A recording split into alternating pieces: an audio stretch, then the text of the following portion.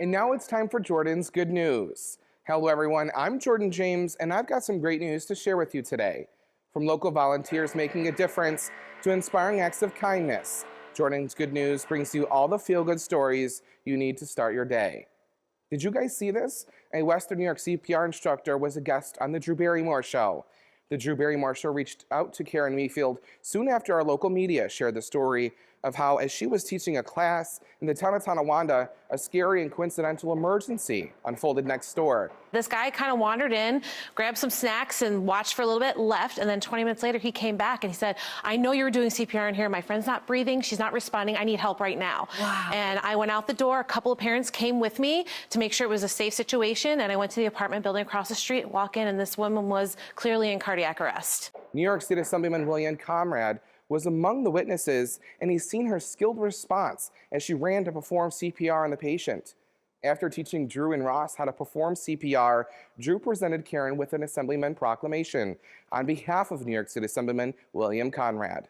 Way to go, Karen. It's officially spring. March 20th was the start of spring, bringing with it the joy of blooming flowers and warmer weather.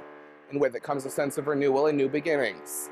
It also brings construction on buildings and things like that in that time of year. I personally feel that spring is a time of healing and growth, bringing with it a sense of hope and a burst of energy that's invigorating for the soul, like a butterfly breaking out of its cocoon. Now, exciting news from the world of football. Damar, a Buffalo Bill and rising star in the NFL, who had a scare on the field during Monday Night Football last year, will play football again. And it turns out his impact went far beyond just his performance on the field. His charity, Chasing M's, received over $9 million in donations from across the world within days after the incident. When asked about how Chasing M's would use the money, Hamlin was quoted saying, "I want to change the world." Damar created the Chasing M's Foundation to use as a vehicle to bring lasting impact to his community. The foundation supports toy drives, back-to-school drives, kid camps, and more. This young athlete is truly making a difference and setting an amazing example of giving back. We couldn't be more proud of and inspired by Damar Hamlin's generosity and his commitment to making a positive impact. Keep shining, Damar.